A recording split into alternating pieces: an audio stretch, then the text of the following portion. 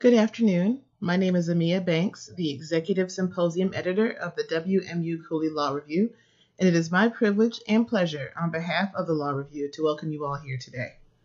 The WMU Cooley Law Review publishes 2 times a year, and articles from our Law Review have been cited by over 400 different law-related periodicals and have been used as persuasive authority in 7 briefs in the United States Supreme Court.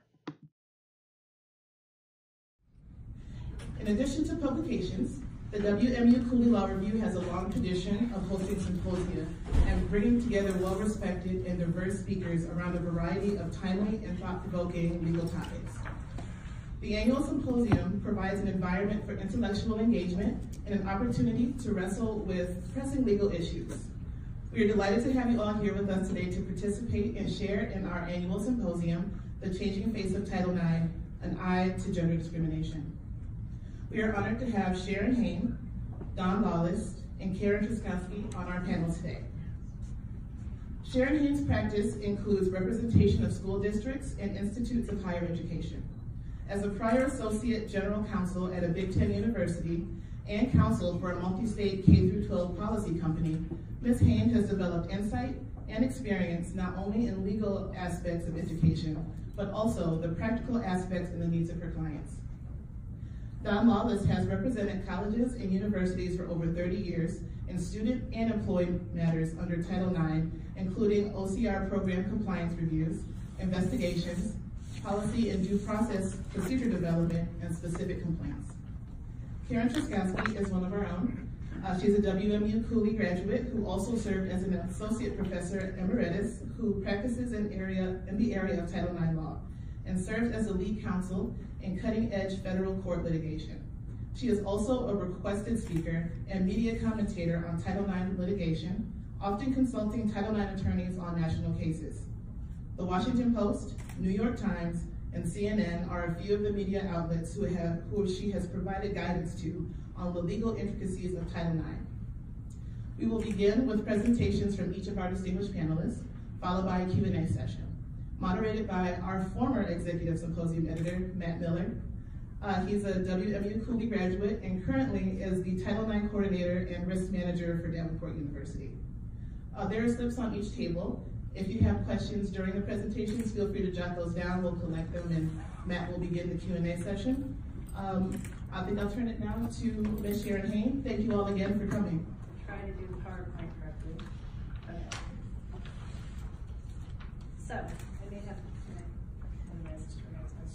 So we're here today to talk about Title IX, which right now is in a huge state of flux, the potential flux, because of the proposed rulemaking that is pending as put out by Betsy DeVos in the U.S. Department of Education. What I am going to be talking to you about is I'm going to lay out some of the primary proposed changes and what their effects may be. I know that Don, for instance, is going to talk about due process in more depth and thoroughness, so I'm going to be a little more surface, I think, than my other 2 colleagues. But we thought it was important to let you all know what could be coming, what's probably likely to be coming, and how this may affect pretty much every institution, educational institution, but let me get to that. So who is covered? So let's start by talking about what Title IX is, because I think a lot of people, often people think, oh, it's athletics, and it is athletics because it does cover sex-based discrimination or disparate treatment, but it's much broader than that. So Title IX prohibits any education program or activity that receives federal financial assistance from discriminating against a participant on the basis of sex. I'm not going to spend time on this, but let me just say that guidance has gone back and forth on what that means, is how it applies to perhaps transgendered people or the LGBTQ community, but it is a sex discrimination-based statute. And more specifically, Title IX applies to K-12 schools, institutions of higher education, and then also public and private schools, the key being receiving federal financial assistance. And I think sometimes people think of this and they think, oh, well, my school or my client doesn't get federal financial assistance. Well, that's everything. That's school grant money. If you work for or go to a school that takes any federal loans, If you're in a K-12 school and you get school lunch money, the point is that it's really rare for you to have a situation where you have any type of education institution that receives no federal funding. There definitely are examples of that, but so most likely most schools in Michigan and nationwide will fall out here today. They went through an initial public comment period, and there were quite a bit of changes made. But now what we have, and what I'm going to cover, is the November 2018 proposed rulemaking. That's what's currently on the table. So what does that mean? That means that they have put this out, they have invited public comment. The public comment period closed, I believe, end of January, middle of February. And again, I'm here to talk to you about something that may or may not happen, to be perfectly honest, because now they have to take the over 104,000 comments that they got in response to the November 2018 rulemaking, read them, by them I mean the Department of Education, U.S. Department of Education, read them, and then respond to every single substantive comment. So, sort of the word on the street is that it'll be at least 3, if not another 12 months before any final rules are put out. But I suspect this is probably close to the last iteration, given the fact that this is at least the second time that they've made changes. All right, so I'm going to go through the overview of significant proposed changes. As I mentioned earlier, the definition of sexual harassment has changed. So the proposed regulations contain a definition that's really not unusual. There's really nothing odd about it. But it is different than what's in place of the Obama guidance. So it's 3 categories: quid pro quo, and I apologize, there's a typo in the materials. It should be an educational benefit or service, not benefit or, which I didn't know was a word. So that should be benefit or service. The main change is the second one. So unwelcome conduct on the basis of sex that is so severe, pervasive, and objectively offensive that it denies equal access to the program. And then they also added sexual assault under the Clery Act. That actually will have changes, most likely implicated for K-12 schools, which aren't covered by Clery. But again, we're not going to drill down that level of detail today, but that would be a change for those. So why did they make these changes? So the rationale for changing the definition is to comport with some prior Supreme Court decisions on these issues. I think one of them is Davis, the Davis case, and to use the severe and pervasive standard, and to assure objectivity. So if you think of this, you've probably heard this before, and there's if you have a reasonable person standard or a subjective standard, objective. So an objective standard is going to be, all of us sitting here in this room, would we find it offensive, as opposed to I personally found that offensive. There could be a difference. You all might disagree with me. So it's applying an objective standard. The prior guidance defines sexual harassment, I shouldn't say simply, I guess, but more broadly, as unwelcome conduct of a sexual nature.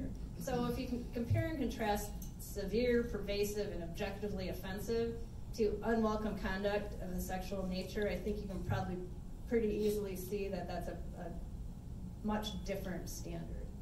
So that's going to be a big change if schools decide to actually adopt that and follow that.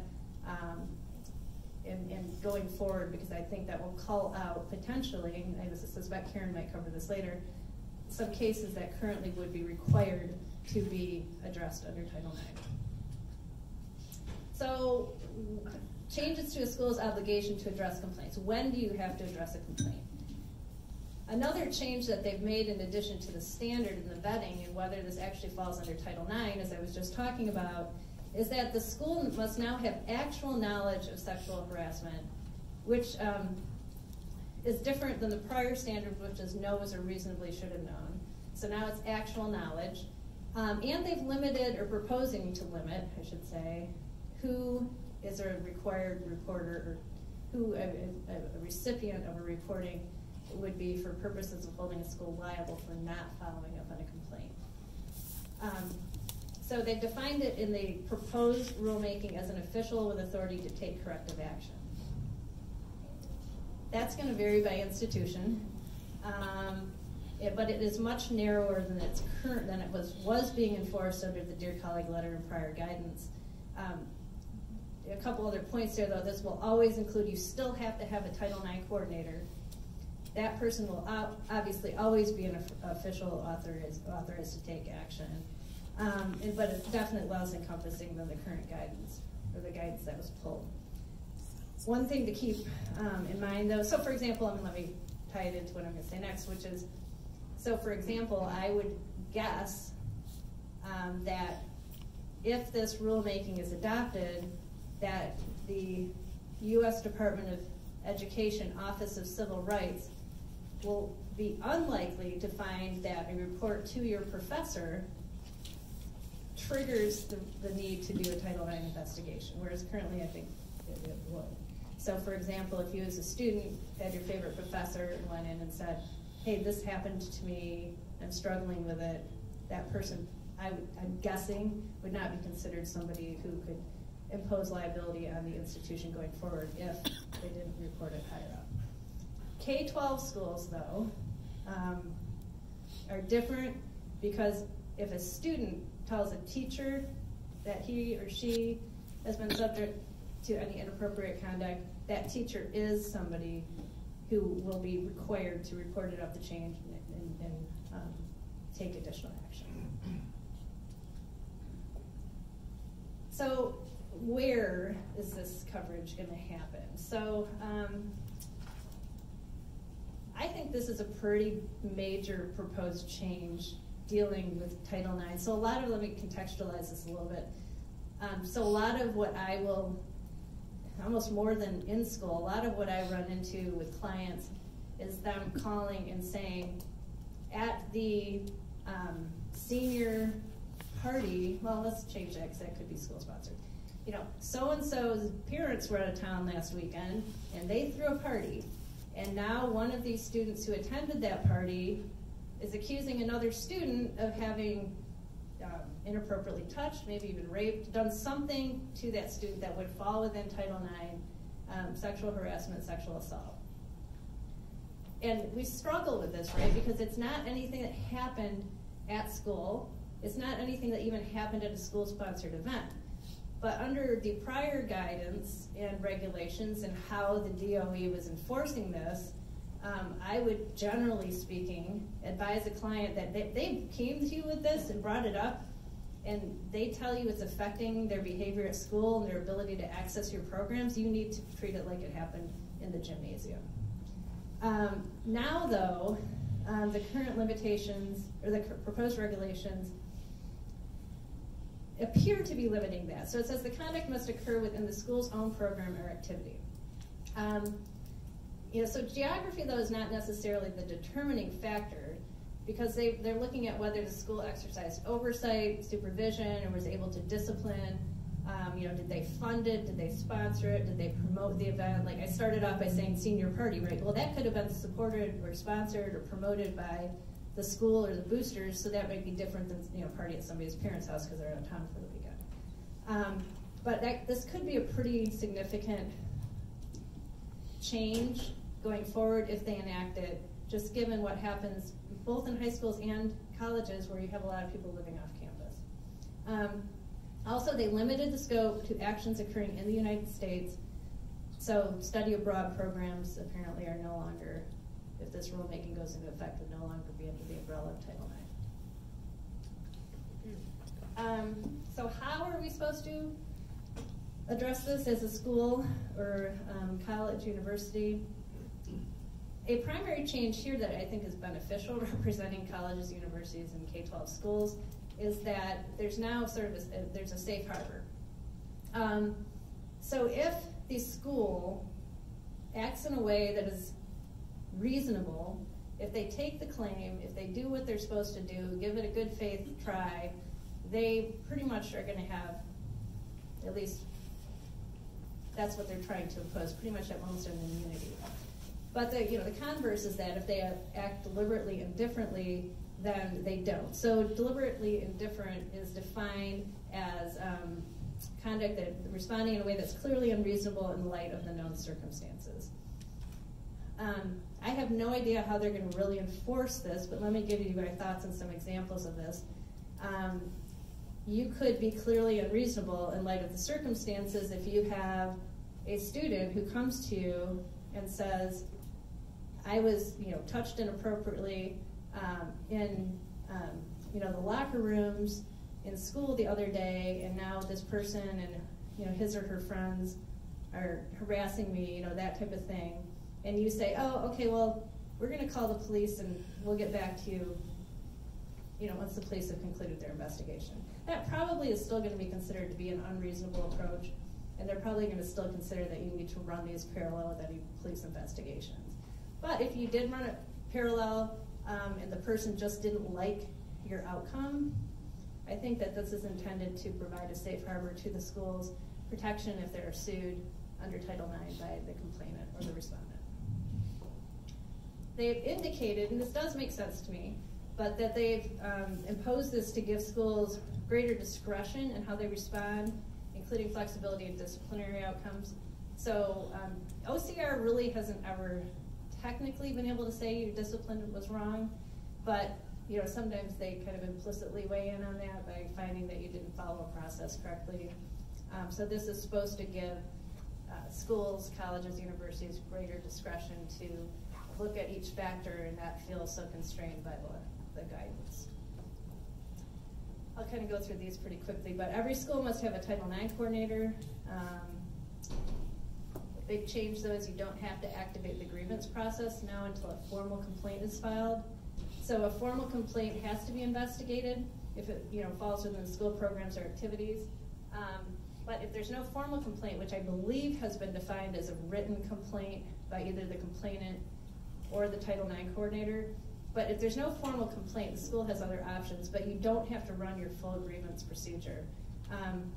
But you still have to respond meaningfully to the report. So you could have to provide supportive measures. So you may have a complainant who comes forward, and this happens with some frequency, and says, I had this happen to me, walking home from a party the other night. I feel it was inappropriate, I feel violated, but I really, I also could see how maybe it was misconstrued, or you even go through the process a little bit and they're like, I just don't want to go through this anymore. You still need to then tell that person, hey, we got counseling services. Would you like to talk to somebody? Do you want to know contact order? Anything that could be appropriate to the situation. You can't just say, hey, if you're not putting it in writing and filing a formal complaint, you're out of here. You still have to look at it and provide supportive measures. Two caveats I would say here. The safe harbor is not available to K-12 schools. Well, I shouldn't say that. It is available. This isn't worded very well, sorry. But it's available to K-12 schools, but keeping in mind that the Title IX coordinator is in most situations going to have to actually file a formal complaint, even if the student doesn't want to, given the age of the student. So in a college or university setting, if the student doesn't want to pursue it, probably can be handled informally. In a K-12 environment, you probably are going to have to do the formal process. Also, another caveat I would say here is that the Title IX coordinator is required to file a formal complaint if they see a pattern.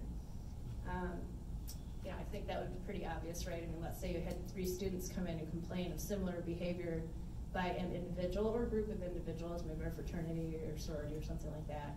The Title IX coordinator is going to have to pay attention to that, even if all 3 or 4 of these people say, I don't want to do anything formal.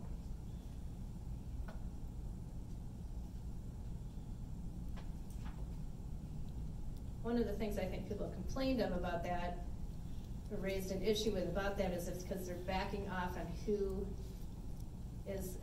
who's an appropriate person to report to. It's going to be harder to see a pattern, because you could have a situation where you had 3 different students report to 3 different professors because that's who they feel comfortable with. It's the behavior of one individual, and if none of those professors have to report it up the chain, who's going to find out? So that is an issue that at least some of the comments raised.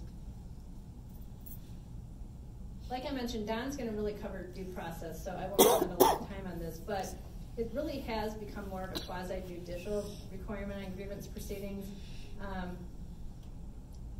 The complaint is that this is going to be a significant investment of time and money. So now, not in K-12, so let's just talk about higher ed, you're going to have to, if this is running its full gamut, the formal complaint, you're going to have a live hearing, and allow cross-examination. I'll talk a little bit more about that in a minute. I'm sure Don will talk about that quite a bit.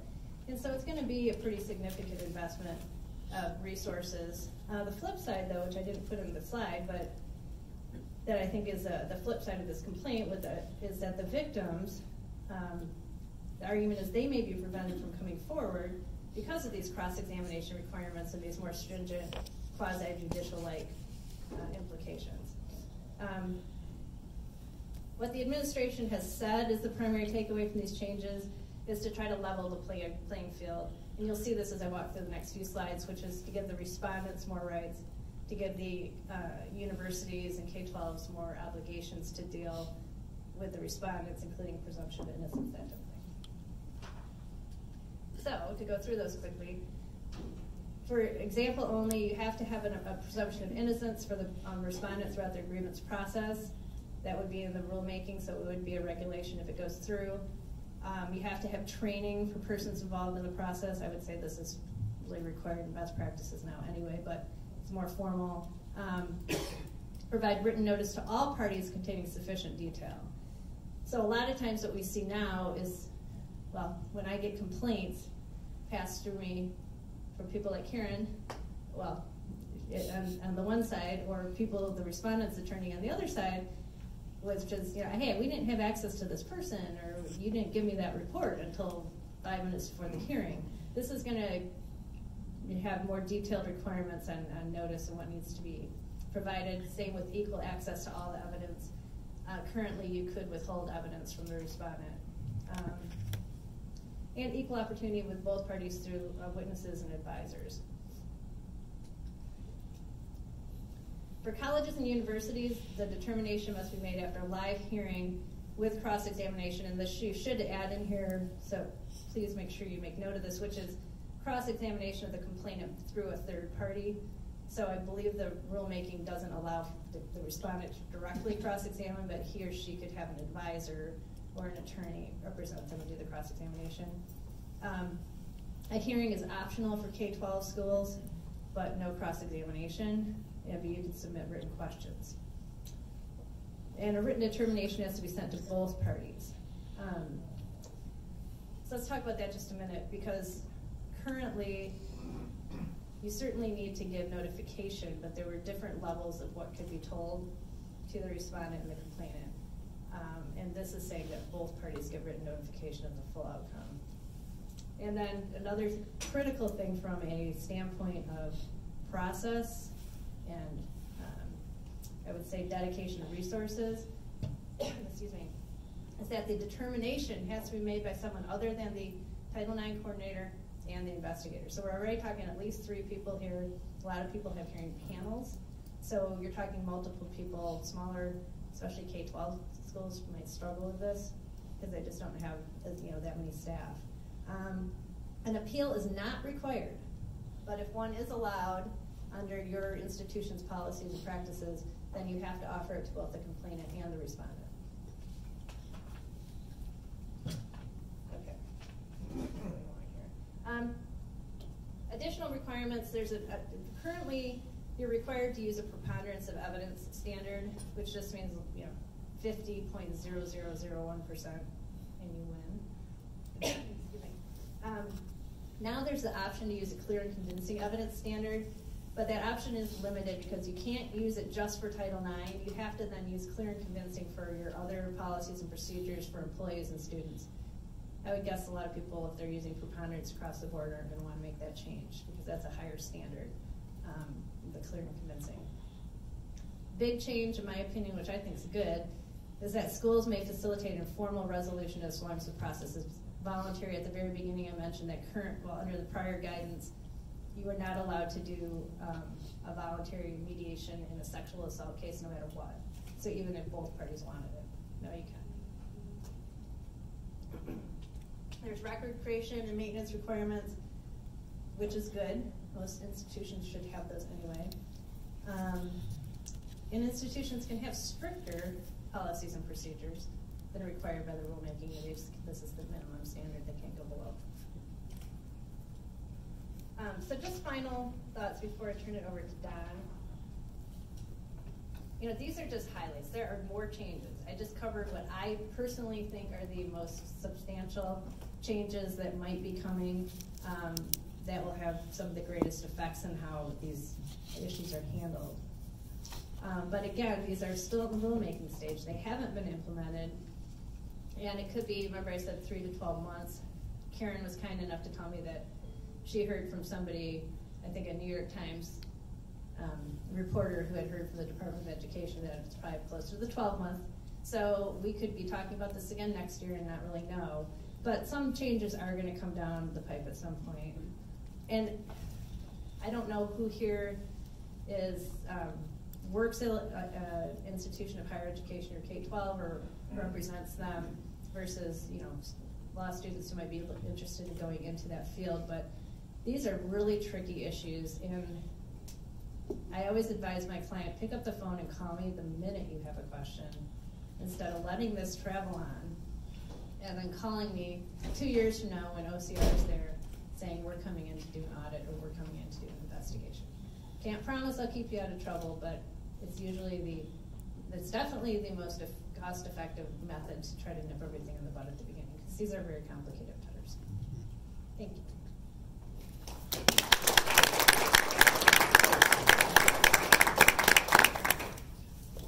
Thank you, Charyn, for teeing that up, and thank you to the Law Review for hosting this event, and Amia for organizing. Like, I was late with my bio, and things started coming down, and I realized, boy, I really better, and polite, professional, but I'm like, I better get my presentation in time. So you really, congratulations to you for organizing the event. I know it's a lot of work with school and everything, so thank you. And you know what I want to do here is bridge a little bit of the remarks here. Charyn definitely summarized the major issues in these proposed rules, and what I'm here to talk to you about is what the law is here today in our federal Sixth Circuit.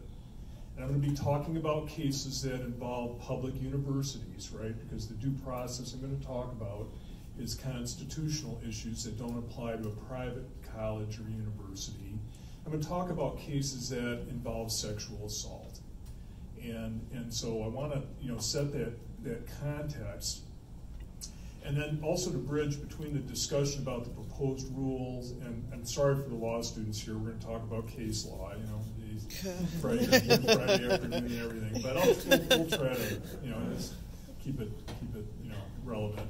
But one of the things that's really the big complaints about the notice of proposed rules is that they're going to legalize that, and again I'll stick to college and university discipline process, live hearing, cross-examination, and particularly for the law students, I want you to start thinking critically about that. We're in a society where parents spend $500,000 to get their kids in the side door of their institution of choice. We're in a society where Supreme Court nominees have to confront alleged drunken behavior at a high school party. I don't see this becoming less legalized. But at the same time, we've got to run institutions of higher education. We're not courts of law on campus. Our clients really, really struggle with this. I mean, I'll tell you, our clients with more resources than many struggle with this. Think about if you're a small liberal arts college and you're dealing with the case of sexual assault, and you've got high-profile lawyers dealing with you, you've got English professors that are trying to do the hearing panel. I mean, it's tough. And so I don't want to minimize any of the issues here, but these are just very, very difficult things to deal with on a college campus, and yet here we are in an environment where there's no dispute that we've got to do something about sexual assault on campus. We all have our personal opinions about that. Imagine my children, who I was hauling in high school, often together saying, I do a lot of this, and and it's usually, you know, there's alcohol, and there's the prospect of sexual conduct on the first date. I mean, you know, these are the things that set the scene for this, yet it doesn't excuse any behavior that's not consensual, and, you know, you need to have your confidence and rights on that. So here's the issue we're dealing with, of course. What is institutional? Meaningful time and place and manner to be heard. Way claims are brought in this area for the law students in here who are taking constitutional law and have to pass the bar exam is, you know, the 14th Amendment. You know, that's your way to get those federal constitutional rights enforced against the state. And then Section 1983 is the typical one of the typical statutory fashions to get there, okay? And so I'm just going to start with what the law is, you know, and this is recent, you know, it's really pretty, you know, relative to, you know, you'd think this law would be pretty settled in this area, but we have a 2017 decision from our federal Sixth Circuit that says, hey, you got to have some sort of a hearing if you've got something like an expulsion or suspension at stake, okay? And then it says, you know, if you're making a credibility determination, and it's not just limited, and I'm using the term from the case law, I hope I don't offend anybody's sensibilities, you know, accuser and the accused, it's but witnesses that you've got to provide cross-examination. And then, of course, we have the University of Michigan case. This is a 12b6 case that, you know, is a motion to dismiss the case just based on the pleadings for any discovery, right? You know, it's not summary judgment. And so it's a pretty, you know, it's a pretty easy motion for a plaintiff to sustain. I mean, you know, they don't have to show a lot, and appropriately, because they just filed their lawsuit, right? But anyhow, you've got a holding from the Sixth Circuit again, I think it was November of last year, that says, you know, not only reiterated those two things from the University of Cincinnati, but said, you got to do this in front of a neutral fact finder. And you know, it's almost like that just kind of pops into the holding of the case. It's really not discussed in any detail, and that's going to be really one of the challenges, and is one of the challenges of applying this current law. And so you might say, well, how does this law relate to a private college or university? And again, I think really what the Sixth Circuit, through these holdings with related to public universities and their students and staff, faculty and staff, is trying to, you know, maybe set the standard of what the community expectations are in this area or not. So let's talk a little bit about some clarifications from this case, and then we'll talk a little bit about the facts as, you know, they help us form our judgments. So it's got to be live questioning. You know, this idea of I'll write them out and then somebody will read them and respond. It's not that. It really is that live hearing. Again, this isn't the proposed rule. This is what the Sixth Circuit has said the law is in our federal circuit, which encompasses Michigan, Ohio, gosh, Kentucky. Help me, Sharon. Karen. Yeah, thanks. And then you're going to have this, you know, it's not just about, it's just about credibilities in dispute in a meaningful way, and not just the accuser statements. So you're going to see, you know, one of these cases involves 23 witnesses. I mean, if we got credibility, I mean, you know, where are you going to draw the line? You know, how, are you going to have to cross-examine all 23 of those witnesses? This is what has public universities very confounded about, you know, where's the line here for meeting these requirements and still, you know, not having to staff a court system on our campus. And then, you know, they're really saying, you know, this is about assessing the witness's demeanor. So, you know, reading questions, you know, recorded depositions with cross-examination. It's got to be live. It's got to be Perry Mason, you know, yes, I did it, you know, the admission, you know, I mean, they really, it's got to be that kind of a thing. A lot of these deft substitutes that are, you know, a little more perhaps think is appropriate for the accuser, maybe a little more efficient, and obviously if somebody admits the conduct, you don't have to cross-examine about it. So let's talk about this case, though, And it starts to explain, I think, how we ended up here, why this case ended up being the case that set these principles. So it's not, you know, it's a very typical, sadly, fact pattern. Frat party, both the accuser and accused are drinking, sex at the first time they met, and the accuser says, I was too drunk to consent. And so the issue is, did the accused have any basis to determine that the accuser was too drunk to consent?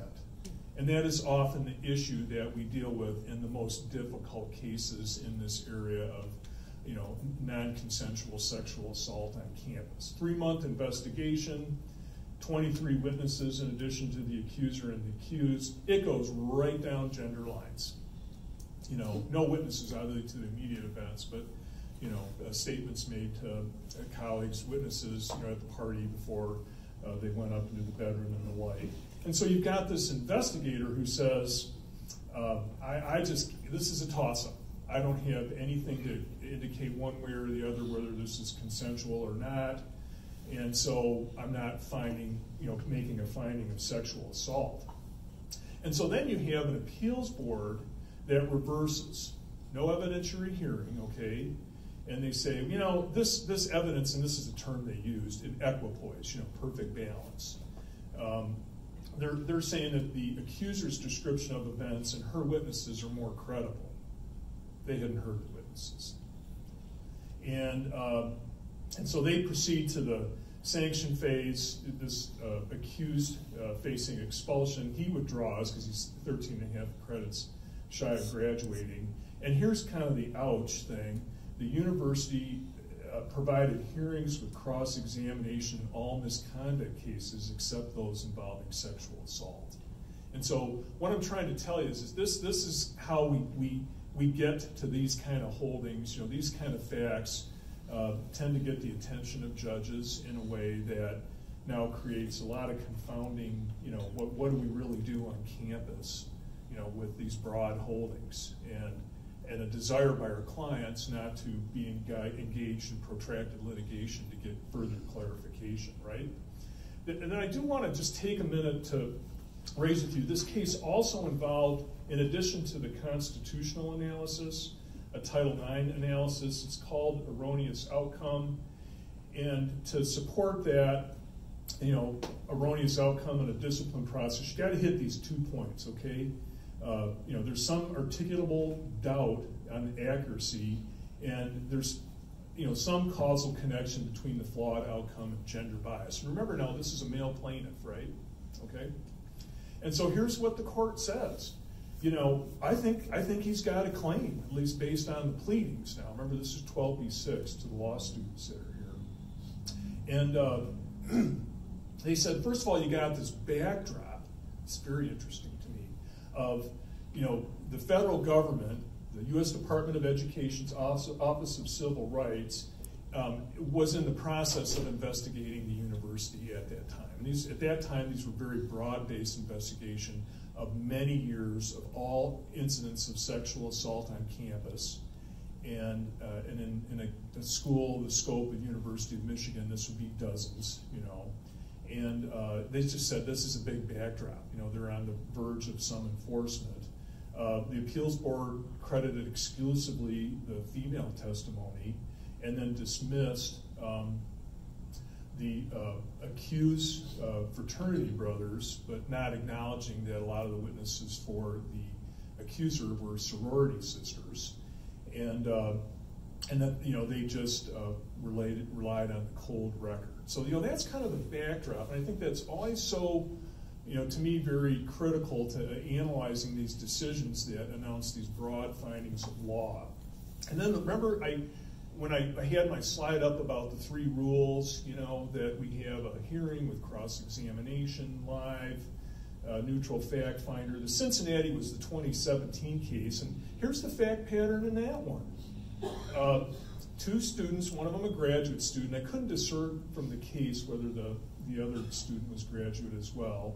They're doing the Tinder thing for 2 to 3 weeks. Then they meet, they have a glass of wine at his apartment, flirting, kissing, and then sex, okay? And the accuser, the complainant, is provided 5 interview opportunities as a part of the investigation compared to the accused 1. All the accuser's witnesses are interviewed, which is appropriate. The accuser, then, the complainant, is not present at the hearing, but the accused is not informed of that in advance. There's no witnesses at the hearing. The Title IX coordinator, and I pause there. It's not some neutral fact finder, right? It's, the Title IX office, which the folklore can be a lot. Well, the Title IX office is like the prosecutor's office. I don't know that that's true, but I'm telling you about the folklore, okay? And I'm being very deliberate with that use of the word folklore. But so you have that. Then the accused is asked by the coordinator, or the coordinator's not present at the hearing chair. He's asked by the hearing chair, do you have any questions of the Title IX report? Well, what does that mean? Can you question a report? Anyhow, the court focused on that, and then he starts talking about, well, these are the questions I would have asked if the accuser was present. I mean, these are the kind of facts that get us to these broad holdings that now a public university has to work within. And but here are kind of some of my issues that I have, because I want to get you thinking critically, particularly the law students. What's a neutral fact finder? I mean, we've had a lot of debates on client campuses about this. Is it the investigator connected to the Title IX office? Or maybe an investigator not connected to the Title IX office? Can it be a hearing board? But can they be involved in the decision to move forward with it? I think doing it at appellate rule, at least under the proposed rules as I understand them, is not going to work. And when do they get involved? Is it before or after? I mean, these are a lot of things that are, I think we can intuit the answer to that, but they're not known. What happens if the accuser or the witnesses don't show up? Well, the case is over, right? Well, you mean if some of the 23 witnesses don't show up, the case is over? What are we going to do? Is that appropriate and fair? Well, I think, in the absence of guidance, you got to use judgment, and you got to work against these standards, and you got to decide, am I meeting the spirit and intent of what these holdings are, trying to apply? But under the Sixth Circuit, think of how many years we have invested in trying to figure out how to handle the procedure for adjudicating sexual assault on college campuses. And you know what? It's still the Wild West. It's the Wild West. You got this guidance, you got proposed rules. People trying to do the right things, very earnest people who are very concerned about doing right by everybody. And then finally, I just wanted to throw in this recent Eastern District of Michigan case, because this is the part, I do predominantly employment law in addition to student affairs, is what do you do with this case about employees, right? Employees, we got all this structure. They're at will. They're under union contracts. They're faculties, that either are union representative or have their own governance grievance procedures. And now do I have to throw that all out the window? And so you have this case involving Professor Smock, again at University of Michigan, I think coincidentally. And the facts are, I don't have any familiarity with the case other than what I've read from the case, but it gives you the impression that, she started to develop familiar relationships with students, and not in any sort of prurient way, but she would talk a lot about her sex life and just, inappropriate, personal matters in the context of being this faculty member, tenured no less, right? And so her discipline was, no more discretionary pay increases, I think, for a few years, no sabbatical leave, and you're off mentoring graduate students for a while. And the court said, look, and she had multiple appeals, albeit through the Office of Institutional Equity, which all college campuses tend to have, and then a grievance hearing board, but there was no cross-examination, and she claimed she didn't get notice. And the court there said, well, she was denied her cross-examination, and she didn't have a live hearing to do that.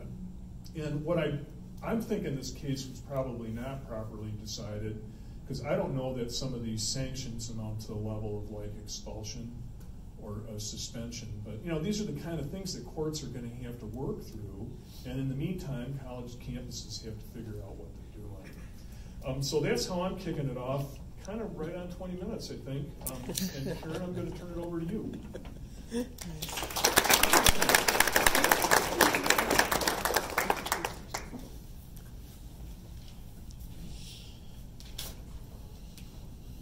Hello, everyone. Can you hear me okay?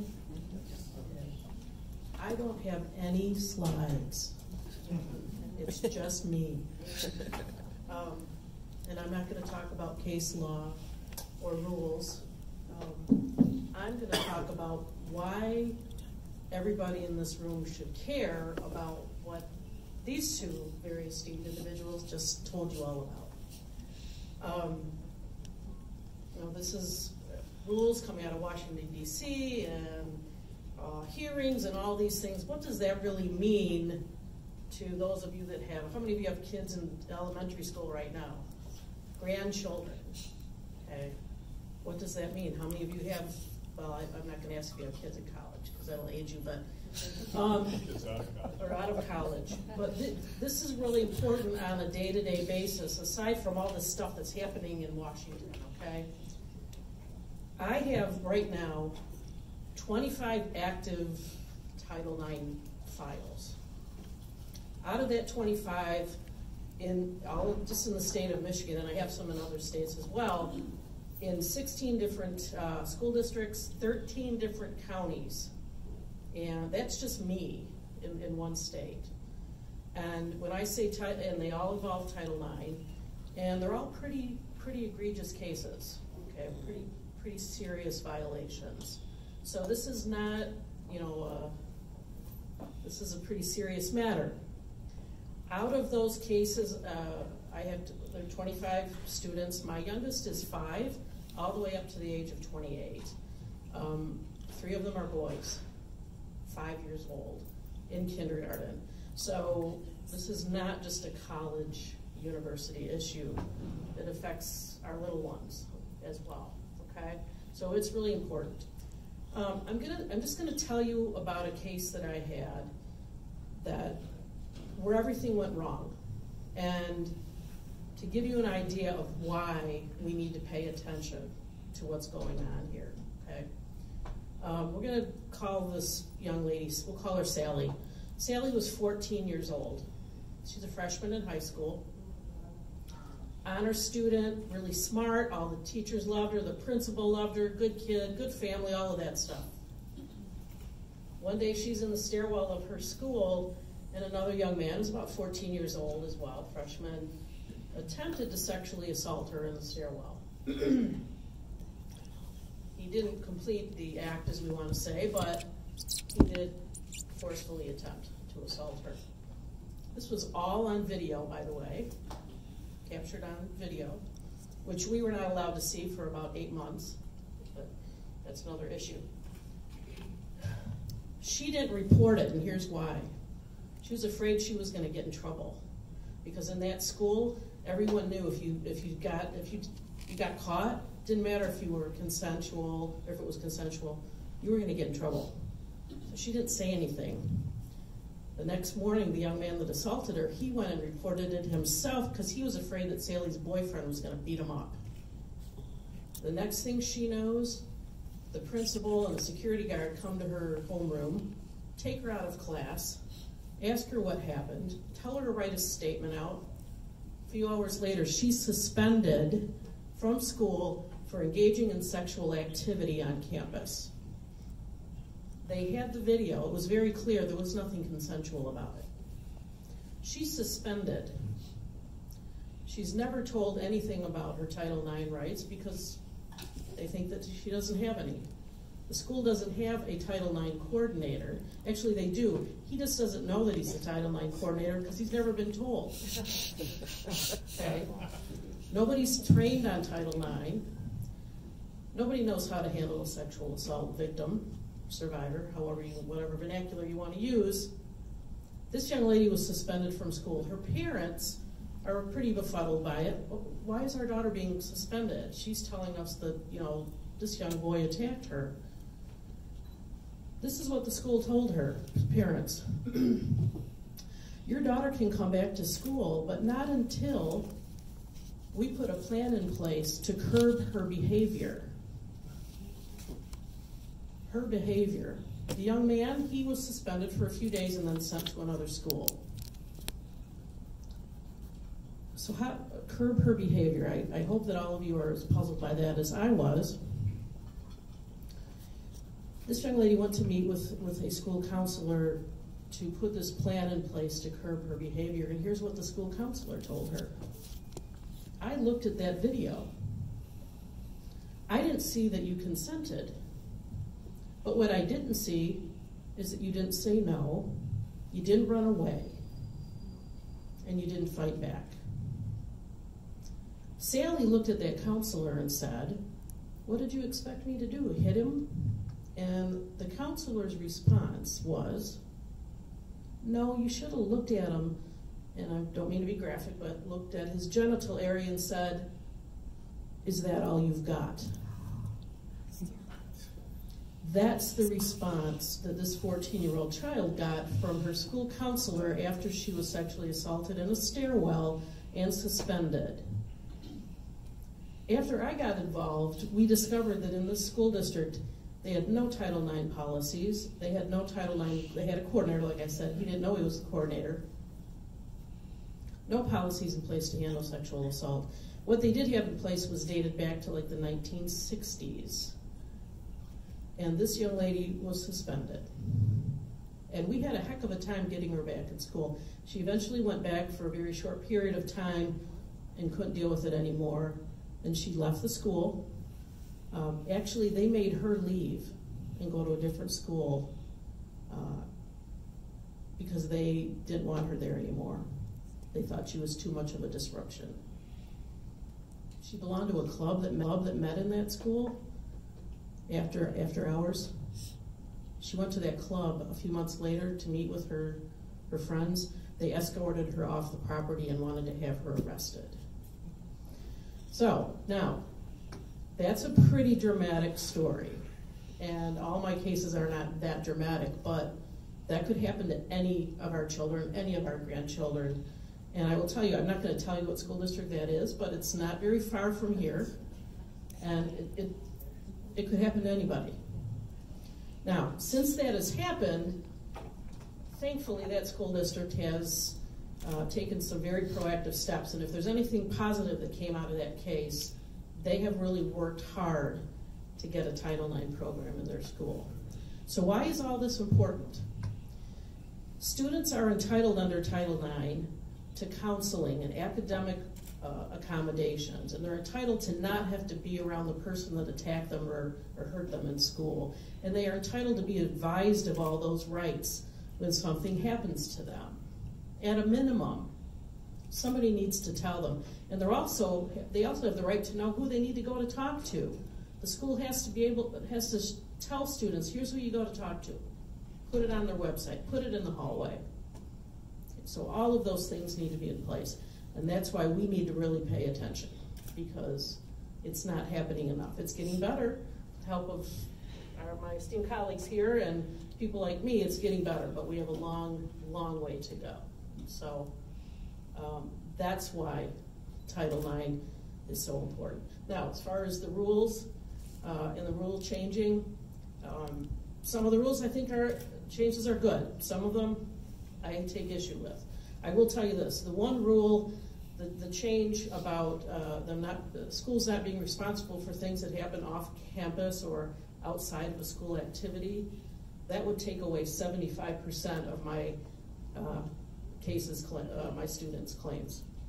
75%. And that doesn't mean that they haven't been any less injured, that they haven't hurt any less because they were assaulted in someone's basement by another student. And it doesn't mean that it's not affecting their ability to get their education, and that's the bottom line.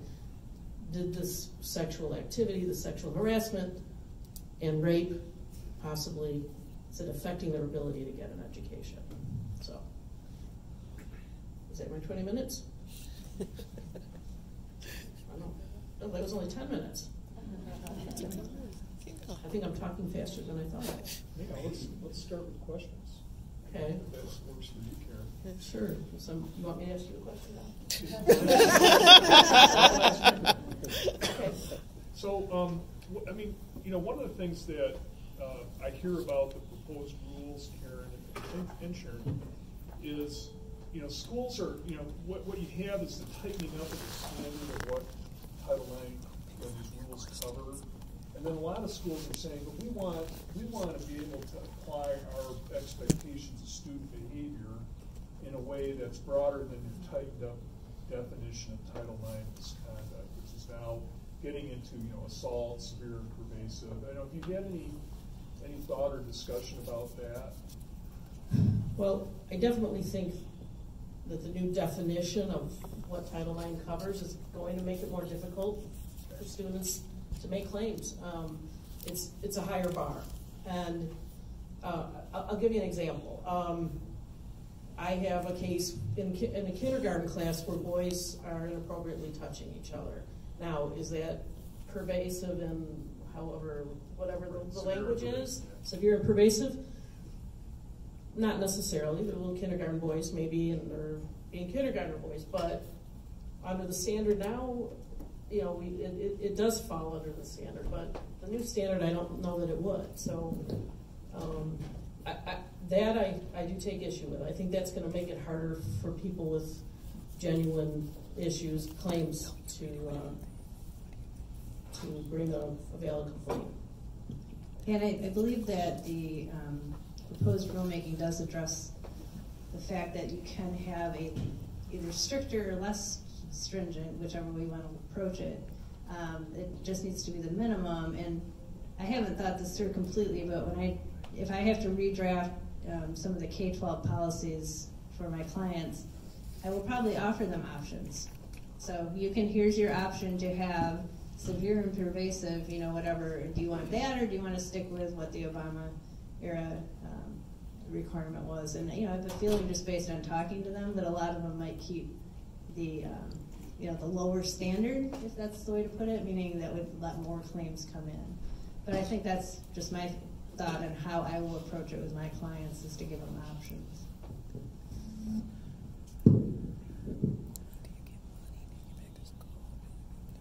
All right. Hello, I'm Matt. I'm also going to be asking some of the questions. If you think of questions as I'm asking the ones that have come up, feel free to just raise your hand. Somebody will come and grab it, and we'll go from there. But I think I've read through a couple of them, and a lot of them have to do with kind of the due process considerations and concerns, especially around the idea of like tighter evidentiary standards as the proposed rules have shown, and what possible impact that might have in terms of the ability for complainants to effectively bring their cases forward and adjudicate them, and how that might have a chilling effect on, or would it have a chilling effect on people bringing cases forward? Go ahead. I'm going to use the mic because I don't think I talk as loud as Don does. Yeah, I mean, so if you're going to adopt change from the preponderance standard to the clear and convincing, the clear and convincing isn't very well defined in some sense. It's not a statistical number, but it's somewhere between beyond a reasonable doubt and preponderance. So let's just say 75 or 80%. That's going to make a big difference. You know, I don't know. I think realistically speaking, I personally like to think, in a perfect world, if you've been sexually assaulted, you're going to come forward no matter what. And if you're making it up, then maybe that weeds out some of the stuff. I think the best example of that is the one that Don brought up, which is, I think it was the University of Michigan case, where you've got 23 witnesses equally split, and the investigator says, I can't even find preponderance because I got 50-50. I don't have 50.1, 49.9. And I think having a higher standard would probably help with that, but I'm not sure it's going to weed out. I mean, actually, Charyn, I'd be interested in your thought on that. I mean, if you think that you wouldn't bring claims or your clients might not come forward. Well, I think a lot of people, how do you define clear and convincing versus preponderance of the evidence? And I sorry about that.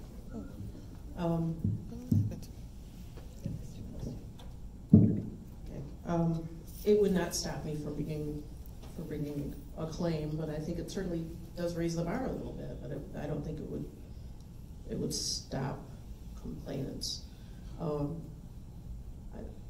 I guess we have to kind of wait and see.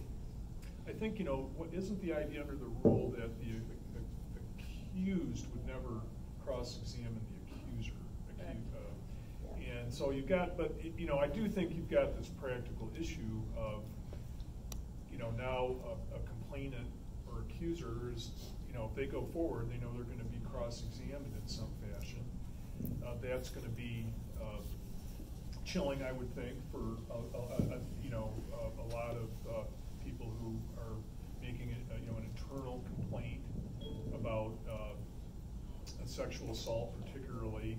And this is where as a society we get to make these value judgments about what's more important in terms of the structure of this process and getting fair outcomes. We all, kind of a harsh thing to say, but justice is a process, it's not a result.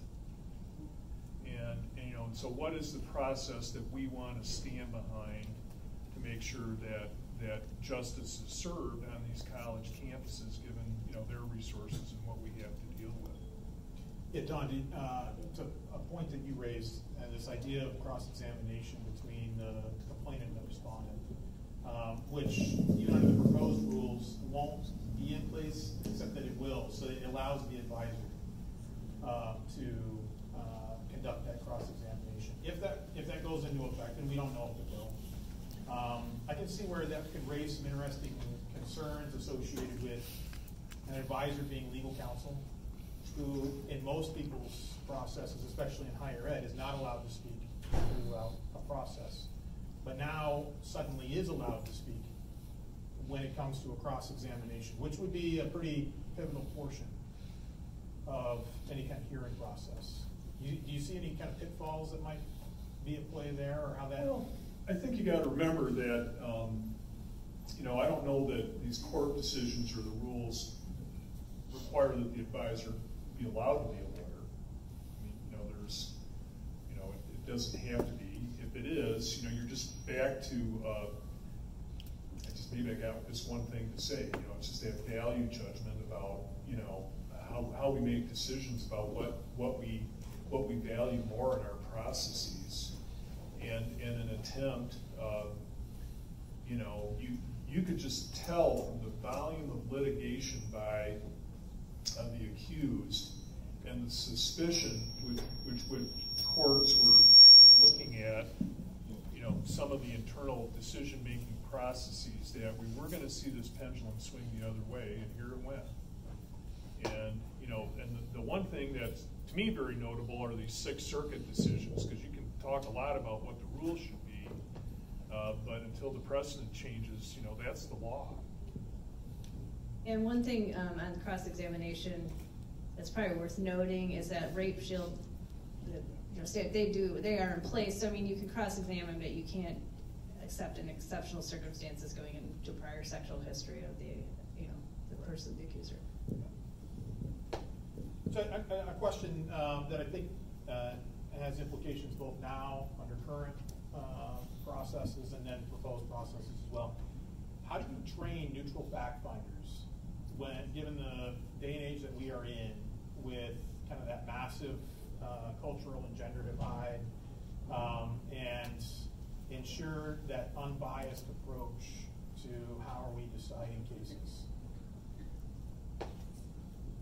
I'm going to start this, so that's really a great question, and it is hard. I mean, every one of us comes into this room with their own biases, conscious or not. I mean, as a firm, I had to do unconscious bias training, and it was great. I would highly recommend it, but it's an eye-opener. I mean, you're just going to have it, right? But if you give people appropriate training, I mean, let me give you an example of something that they should be trained not to do, which is kind of similar to some of the examples Karen gave and what things people said, is as the investigator, you probably shouldn't tell the accused person that, girls never make this stuff up, okay, right?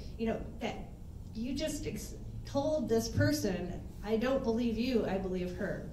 And that's something that, he shouldn't even have been thinking, but it's just making sure people understand that as an investigator, I guess the way I would probably look at their role, so sort of, I also do licensing and regulatory work for physicians, would be sort of like the investigators to the Department of Licensing and Regulatory Affairs. They go out and they gather evidence.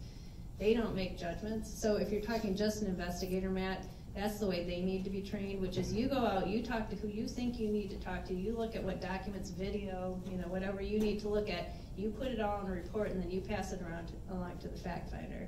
And then the fact finders also need, or people who make the determinations also need to be trained to try to get rid of those unconscious biases and be able to look at the evidence, in a more neutral fashion. I would just add a couple things in terms of training investigators. Is what I try to remind them of is, well, a few things. One, you are here to critically examine evidence and take inferences from it, and it's an area that you really need to be trained on. How am I going to make judgments because oftentimes there are not going to be any witnesses to these very, very serious allegations yet. If your default is, I don't know who to believe, then that you're not doing your job. And so you're going to need to write a report to show that you are thinking critically, and you are trying to look at the inferences that can appropriately be made from the evidence. Okay, very evidence-based type of thing. And then the other thing I tell them is you also need to get into your report, and it's a lot of it's about the report. It's like your English teacher in high school telling me, don't just tell me what was in the book.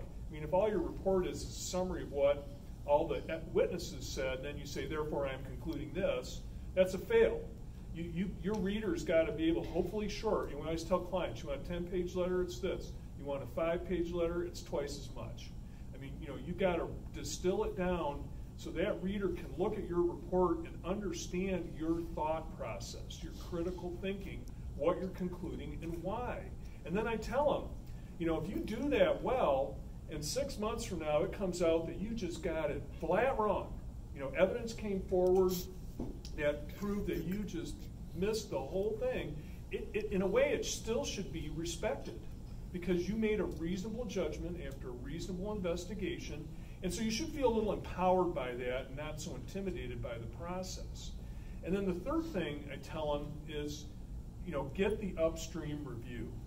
Get another set of eyes to look at it and say, you know what, you're missing this. Somebody who comes and does a gap analysis and say, why didn't you go back and interview Charyn again? She was a witness that, now you've got these issues raised about, and you didn't, it's just a gap analysis. And oftentimes, so that, I think, just asking people to become experts in something they're not trained to do, I try to bring them along that way.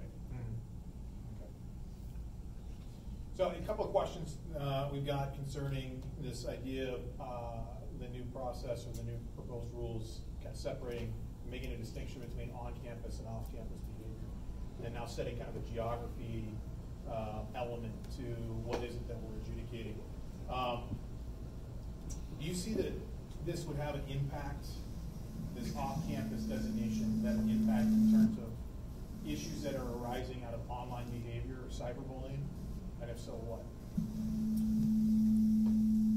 Oh, I can respond. Yeah, go ahead. Schools always tell me they have no control over I hear that a lot. We don't have any control over online activity. Even under the current rules? Under the current rules. And I can't necessarily disagree with them, they don't, but there are times that I have seen school-issued iPads, kids are harassing each other, or things like that. And the school, online classes? Or online classes, and the schools do have control over that. And they seem to be reluctant to really address it. I don't know why necessarily, but it is difficult. It is difficult to address, but it's tough. Well, I think what'll happen, probably practically speaking, so I haven't analyzed this or looked too far behind the rulemaking to see what the comments are on this, and I probably will have to at some point, but my other thought is that this is going to spill into the school, and at some point something's going to happen in the school that actually is going to be actionable, if that makes sense. Yeah. You're going to have, I've had, how many situations do you have? You guys are going, I don't have any, but good for you. How many situations have I had where a client's been, okay, so something happened off campus over the weekend, and now, and I'm going to use gender stuff here, the boys' friends are all walking by the girl and, laughing and calling her a whore, or anything, or somebody forwarded a picture of somebody to somebody, and they're showing it around school. It almost always will come into school, at least especially in the K-12. So I'm not saying that excuses the rulemaking, but I think just practically speaking, most of it will make its way in. I guess not to sidetrack, like to Karen's point with the online or the, there also our cyberbullying statute in Michigan, and in fact they just passed a criminal law on cyberbullying that just went into effect. Yeah. So those are other ways to handle that. That you can handle that in the context of those statutes, not necessarily Title IX, even if you don't feel it falls in. But we do struggle with internet if it's not the schools. Like if it was a school-issued iPad, I would tell my client, yeah, you absolutely have to control that, and that's totally within your jurisdiction. But if you got two kids texting each other after school or Snapchatting, that gets a little harder. But it usually makes its way into school, for better or for worse. Yeah, the recent law change on cyberbullying is probably going to segue into another question on kind of this on-campus or off-campus issue. So, under the proposed rules, if it happens outside of the kind of the geography scope that would be in place, what other legal remedies do you see available to victims that would be outside of kind of Title IX process? Well, I think, there is the cyberbullying. Now we have a criminal statute on cyberbullying, there's always the option, if it's a sexual assault, call the police. This is a crime. It gets a little more iffy if you've got a sexual harassment or a gender bias. You might have literally an event where it's like, hey, the girls' soccer team isn't getting as much funding as the boys' soccer team. That's not a sexual harassment or assault issue, but it's still Title IX because it's a gender or sex-based discrimination. But there are other avenues. Don mentioned, there's often at higher ed, there's other bodies, the institutional equity. There should be hopefully other places that people can go. And Karen, you actually may have a better idea, where your clients can go institutionally to get remedies. Institutionally. Well, within the institution. Maybe more pointedly, do you see any legal concern or issue with an institution choosing to use their student conduct process as opposed to a Title IX process to address issues that happen off campus that wouldn't be covered under the proposed rules? Well, presumably if they have a student conduct policy, it would have to comply with the new rules.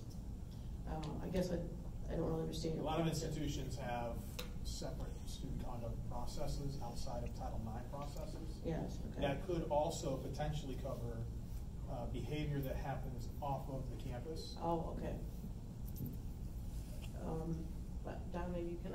Okay, I mean, I think I just would, you know, so here's the, I think my understanding, because I got to keep it simple, you know, I'm a simple guy, and so you've got these proposed rules coming out saying, you know, hey, see these Title IX rules, cross-examination, live hearing, we're going to require them when you have the allegations of this type of conduct, sexual assault, severe or pervasive. And I see that then, you know, so if a college or university has other type of conduct that doesn't fall within those Title IX conduct or requirements, you know, I see you got more flexibility in how you move forward in addressing those complaints, maybe outside of the Title IX rubric. And so it's not so much that you have different, I assume you have one student code and potentially one disciplinary process. And I think when you look at what the Sixth Circuit's saying is, you know, get away from this idea of having separate processes. Now that's not really what they held, but you can kind of read it into that and saying, at least in these cases where you've got severe consequence, suspension, expulsion, discharge from employment, and you're a public institution, keep reminding you that, you know, we want to see this due process. Other cases, not so much, and you know, that's my comment about the Eastern District case and the, you know, no sabbatical, no graduate student mentoring for 3 years. So it's not so much you're going to have separate processes, you're just going to have different standards for different type of conduct. So I think many schools do actually, this is another question again, many schools do actually have separate policies or procedures as it relates to Title IX or student conduct. I think the proposed rules are probably setting up a guarantee that many schools would have different processes, especially as it relates to like hearing panels, which I know many private institutions don't use hearing panels as it relates to their student conduct process, but now they'll be required to for their Title IX processes. You know, is that appropriate? Should we be looking to change the other processes as well to come in line with Title IX processes? Should we be looking to change processes as it relates to like race or other discrimination issues to come in line with Title IX processes? I can comment on that. If you're treating race-based discrimination differently, age-based discrimination, disability, you're discriminating against gender-based discrimination, which is what Title IX is supposed to protect from. And so you need to, all the protected classes need to be treated the same way. So under the proposed rules, then, we would be setting a higher standard for all discrimination based in order to provide adequate due process across all the different race or discrimination spectrums. I don't think the proposed rules are they're not addressing any other title except for 9. Of course. So I guess the question is that appropriate then? Having those dual processes, does that then set a conundrum of, well, you're not meeting appropriate standards for other areas? Well, I think I already answered that, but no, I don't think that's appropriate. If you're going to treat race and religion, age, other whatever protected class differently than gender, then you're discriminating against gender-based harassment. Yeah, I agree with that proposition. I think the way I would look at it is that, you know, compared to other processes, like if you're a Title VII, like race-based. So if you're going to have Title IX, in my opinion, is already elevated above other. I mean, I shouldn't say elevated above others, but it's already more regulated. That's probably the right way to do it than others and others titles. And so, I personally don't think. And Matt, you just dropped this on me, so I got to think it through. But I personally don't think I would recommend to a client that now all their processes have to be the same as the Title IX, because I think the Title IX, you know, obviously, like Charyn just said, this rulemaking will only apply to Title IX. If they come in and look at you under Title VII, they can't apply the Title IX standards. But I think that you're going to have to set up Title IX separately, but just make sure, you know, you also have to make sure that all your other processes are appropriate under the applicable laws. You just can't drop below the minimal bar they're setting for Title IX. Right. Yeah, and I think, you know, if you're a public sector college or university, you're going to look at that Sixth Circuit precedent and you're going to say, you know, the due process that I've got to provide relates to the property interest and the severity of the sanction. And so you got to manage that. And that, you know, that's the real conundrum that public universities have right now under the current Sixth Circuit precedent. And then if you're a private college, of course, you got to meet the requirements of wherever Title IX ends up on the rules. And then it just starts to become less a legal issue and more of a community standards issue in terms of, you know, do you want to have a distinction for this kind of behavior but not that? And then, you know, that varies quite widely among private universities. And I think, you know, a lot of judgments can be made there in terms of, you know, what internal procedures are going to be made available for what types of claims. Okay.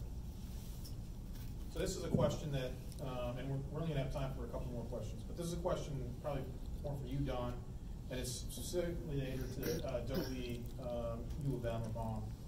And many institutions are implementing hearings that allow parties to participate but do not require witnesses.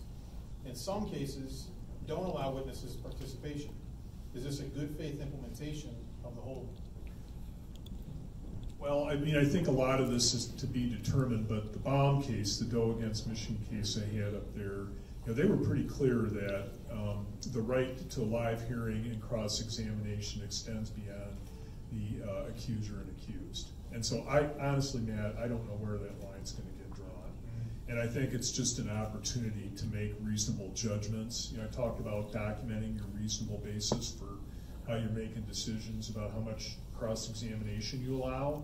You just, I think, you know, my advice to clients is get that in the record because, you know, we don't have time for multi-week trials for, you know, involving 40 witnesses at a frat party. Right. You know, and that's going to be the tough part. I mean, you know, and that, you know, but it really is the dilemma. Do you see the due process considerations under the Sixth Circuit decisions and current processes? Do you see them extending to both public and private institutions, or are they really rooted in that due process issue that doesn't necessarily reach to a private institution until the proposed rules will be in place? Yeah, it's a public thing. You know, everybody says, I got a right to free speech. Well, no, you're in a private school. You don't have any right to free speech. You know, be quiet.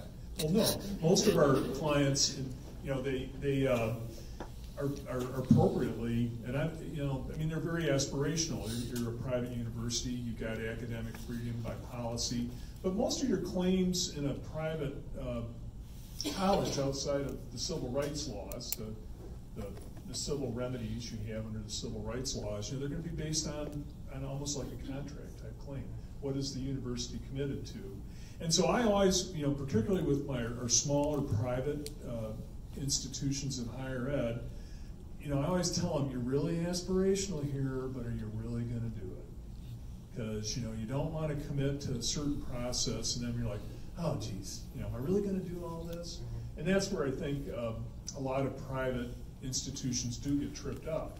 Because courts will, despite the absence of due process and despite contractual disclaimers and student handbooks and the like, they're inclined to enforce your policies like contracts. And so I just tell the clients, hey, if you're private, follow your policies. Obviously file the rules, you know, when you should comply with the rules. Well, right, but I mean, but they have very aspirational policies, and then when it comes time to run them, they're like, oh, geez, I'm not really, you know. And I see some institutions trying to both follow the rules, which of course everyone needs to follow Title IX processes, whether public or private. But I see some of them trying to also apply case law requirements that don't necessarily apply to them, but they, like you said, Don, aspirationally want to apply them. Okay, maybe just one more question, and then, of course, I think our panelists will be available if folks want to ask and talk with them one-on-one after. And this is probably kind of a doozy note to end on, but It appears the new proposed Title IX changes seem to increase due process rights for the accused as opposed to for anything else. Is this correct? Yes, generally speaking. It does, of course, even the playing field is what they're kind of saying. So it prohibits a college or university from, not telling the respondent certain information prior to the hearing, or not letting the respondent cross-examine the complainant. We do see this with some frequency, which is, and not to take sides and hopefully not to offend anybody here, but I mean, think if you were accused of something and you walked into a hearing knowing generally what happened because you were there, right? You know who the person accusing you is, but not knowing who's going to testify, not being able to ask them questions, not knowing what the investigation report said. I mean, you're just totally behind the 8 ball. So yes, I would say it really is. I mean, it makes it pretty even for everyone, which I personally think is a good thing. And I don't. Why would you want to hide the ball? I mean, if this person did something horrible, telling them what people said they did shouldn't change the outcome. Let's let people. If we were in a court of law, there'd be a right to discovery, and let's give them access to the information. But yes, I think the answer to the question specifically is yes. I think it's really going to affect respondents' rights a lot more than changing complainants' rights. Yeah.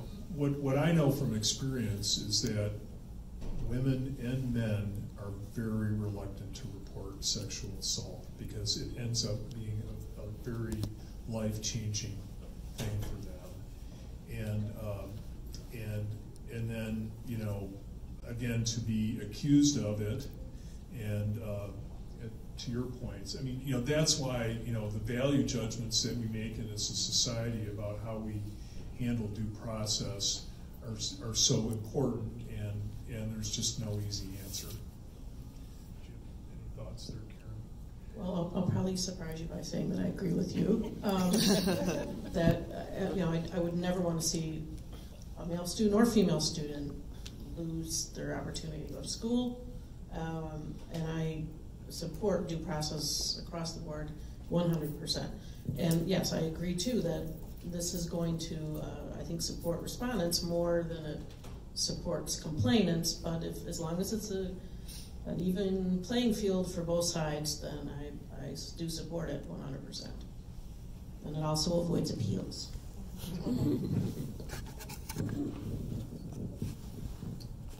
Well, thank you, everybody. We appreciate your thoughts, your comments, your insight.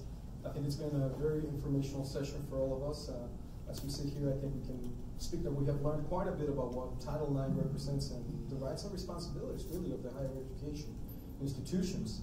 At the same time, it's interesting because this last question reminded me of a conversation I had with somebody back at the Auburn Hills campus, and we said, well, imagine you and I, two gentlemen, we're going through school, and somebody decides to come up with an accusation because that's one way to derail your success or perhaps an opportunity or perhaps something that's going on.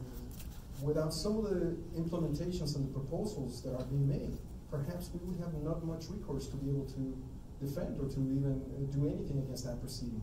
So looking at how this is applicable and how this can potentially impact the future of students and students of both genders, of course, you see that there is much value in what we have learned today. So I would like you to join me in giving a round of applause to our panelists for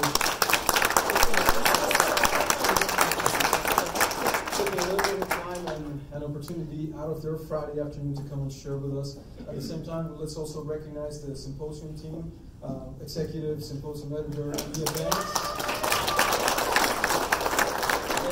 Have the remaining members of the Symposium team stand for just a moment so we can recognize you.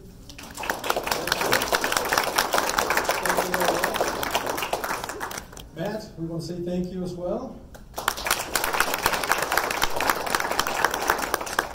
The planning for the event began last semester, and it was interesting because when the topic came up, acting as Symposium editor at the time, Matthew Miller, he was very knowledgeable. We all agreed that this was a topic of importance, and We were glad to see that it came together, a lot of effort, a lot of great work. I know the team has been working hard in the last few days, so we wanted to take some time to recognize them.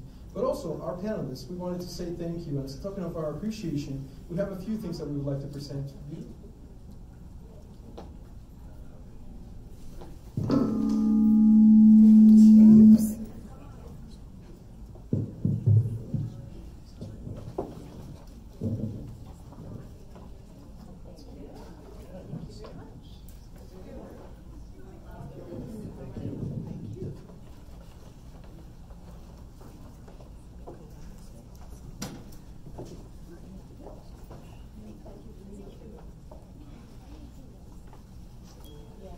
And of course, my job as outgoing editor-in-chief would now be complete, and my faculty advisor, of course, would not let me off the hook if I didn't tell you that we work hard at the Law Review. We are working hard on our publication. It's up and coming. Of course, you're all invited to be not only a subscriber and a supporter of what we do here at the school, but twice a year we are putting together our journal. Obviously, we are featuring some excellent articles, not only by legal professionals across the nation, but also we have some written by our very own student body. We're very proud. A lot of work goes behind the production of every issue. We have a great team in place, and of course, we are welcoming new members in the upcoming season. But if you are interested in joining, perhaps interested in getting a subscription, getting a copy of the journal, please reach out to our managing editor, Ashley K.E. She'll be available right after the program, and that way, if you are interested, and there's an annual cost that you receive 2 copies of the journal. And of course, if you're interested in getting involved in Law Review as a student, please come and talk to any one of our members. We'll be happy to discuss that. And with all those thoughts in mind, I want to say thank you for the opportunity. Thank you to the team for your great work. Congratulations on a great presentation and a great program. We are glad that we can count on your support and we can count with all your work. And thank you again for the privilege and the honor to serve along with you and to work with this great organization on our campus. Thank you, everybody. Have a great afternoon.